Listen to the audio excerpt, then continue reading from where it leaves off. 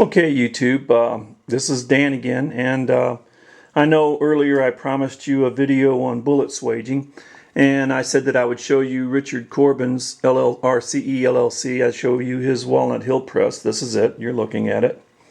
And if you notice that it looks kind of close to the Corbin Manufacturing Company's Megamite, CSP2 Megamite press, it's probably because it was designed by the same guy.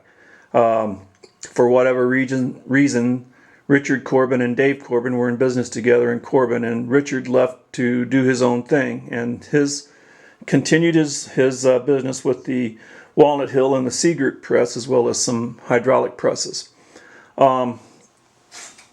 This is a pretty well made, a good solid press. I'm very impressed with it. I'm a tool maker myself by trade, and I have really been impressed with the Richard Corbin system. I figured that I would start this series with the simplest bullet there is to make, which would be a lead bullet, and then we'll graduate from lead to I'm going to go with a 9mm lead bullet and go up to the 44 caliber lead bullet that I have some different nose punches for, and then we'll go on into the 224 diameter jacketed bullets. So anyway, this is the Wallnut Hill press. It's both adaptable for reloading and swaging, and I'll continue on. Besides your press, you're going to have a few basic other tools. You must have a scale. This is my RCBS 505 scale. I've had it for many years, and it's a great little scale, and I've even done a lot of swaging with it. But I went and bought a RCBS Rangemaster 750 scale because it's just a whole lot more convenient and easy to use, especially when you're swaging. And the reason why is pretty easy to see on the 505 scale. Here's your 505 scale. Obviously, I didn't set it up, so I'm not going to take a measurement with it. I just want to show you why I bought the digital. Here's just a chunk of lead wire. And if you see how the pan dips way over to the side? I don't really like, I guess the measurement would be accurate, but I really don't like taking a measurement like that or a weight like that. So that was the reason why I more or less went with the digital scale, because as you can see, the pan doesn't dip. In addition to a good scale, you're going to need a good 0 to 1 micrometer. Now, it doesn't have to be Starrett, but you need a micrometer. If you look here on the back side, see if I can get it to focus in.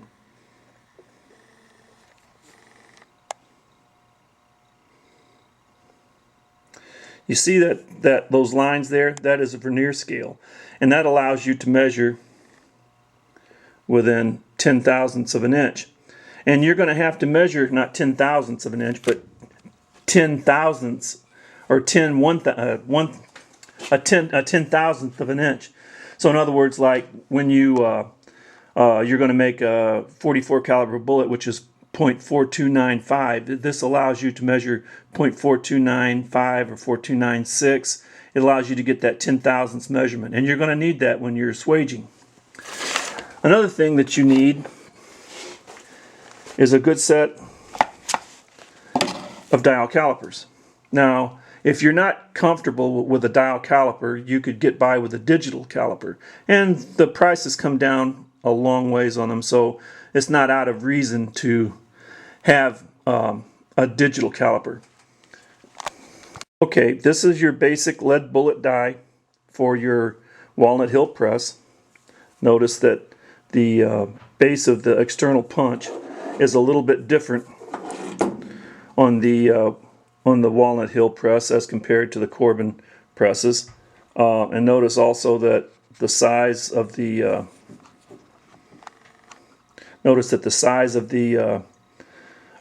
punch and what it is. It says it's a .355 lead bullet round nose, flat nose. That tells me that it goes with my 9mm set.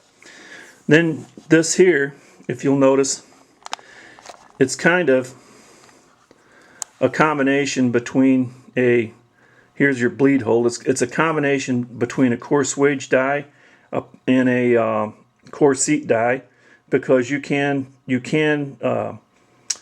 make half-jacketed bullets and you can make gas-checked bullets with this die. On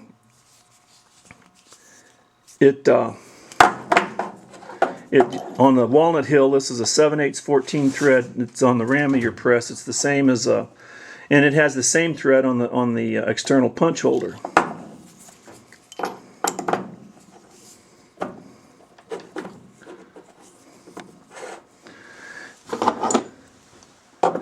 And this is your external punch holder that will hold your external punches. So all of this together makes a lead bullet.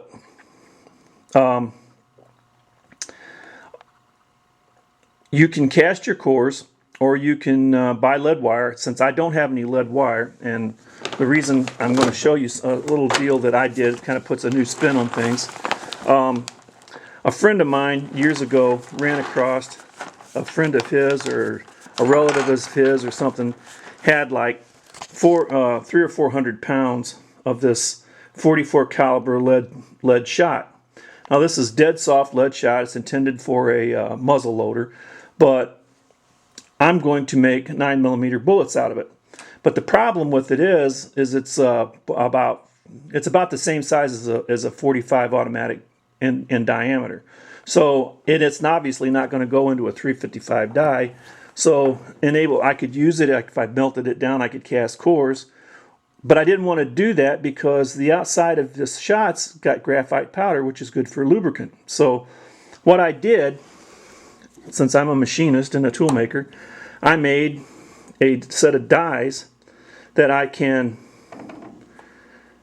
turn this lead ball into a lead cylinder that I'm going to then turn into a lead bullet for the 9mm.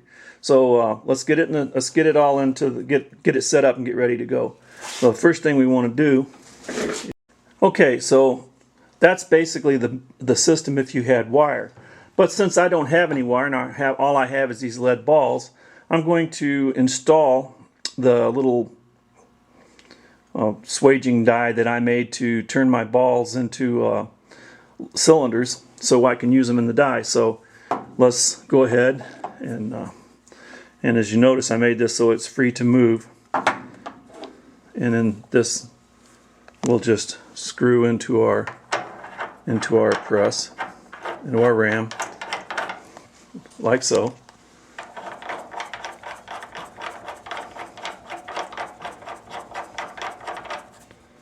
There you go, just like that. And then we will set our anvil in there like that. And we will put our top punch into our punch holder.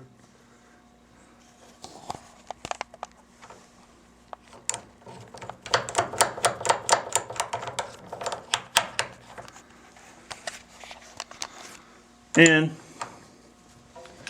raise our press, and we'll get everything.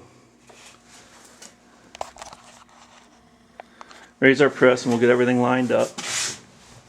Now, we want to set things up so that, if you can see where the handle's at, we want to set things up so that our press does the majority of its work it can over. In other words, I want it to finish its stroke when my dies are fully engaged. As you can see, they are. So we'll leave it at that. And as you can see, it's all set up here, like so. Let's get some of our 44 caliber lead shot out.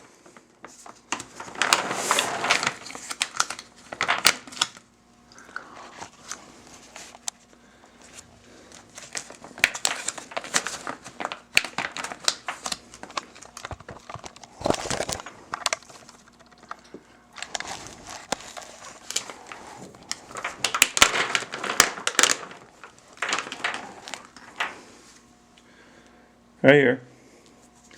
And we will set our lead ball into our anvil and just raise the ram. And it will squeeze our lead ball into a lead cylinder. Now our little lead cylinder is going to have some bat wings on it, as you can see, but that's not a problem. We'll just fold them in and we'll squeeze them into our bullet. Let's go ahead and do a couple more. And I don't have to lubricate this because it is graphite, but it doesn't hurt you to use a little swage lube. Right now I'm using our Richard Corbin's swaging lubricant. All it is 50% anhydrous lanolin and 50% castor oil.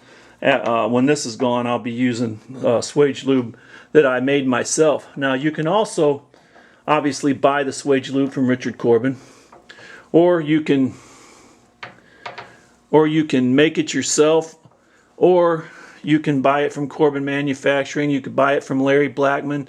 But I'm telling you, a good place that I know to get it, and the guy's got a reasonable price on it, would be Daywalker. I believe it's 627 at atgreloading.com. Check him out and see if you can't get some of his swage lube, because I kind of like helping the smaller guy out, and it's as good a lubricant as anybody can make or have. So here we go again. Turning our round ball into a cylinder.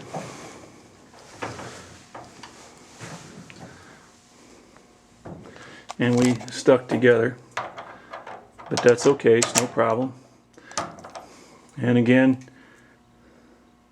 we had bat wings, but that's no problem either. We'll just fold them in. They'll be part of the bullet, and they'll bleed off. We'll do it again.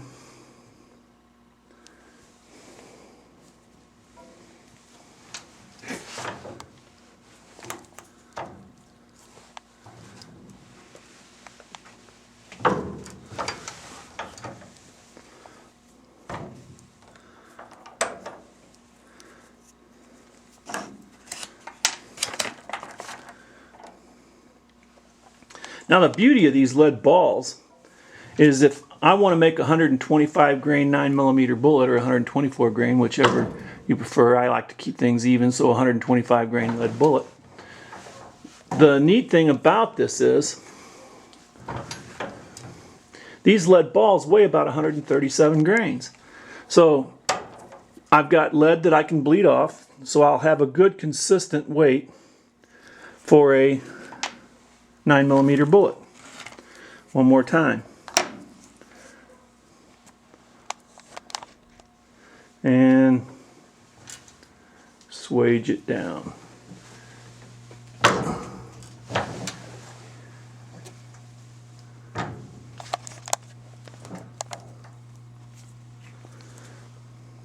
So anyway, you get the gist of it.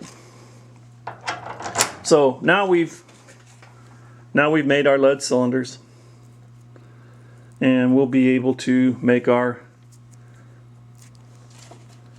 lead 9mm bullets. Let's get the press set back up to swage bullets now.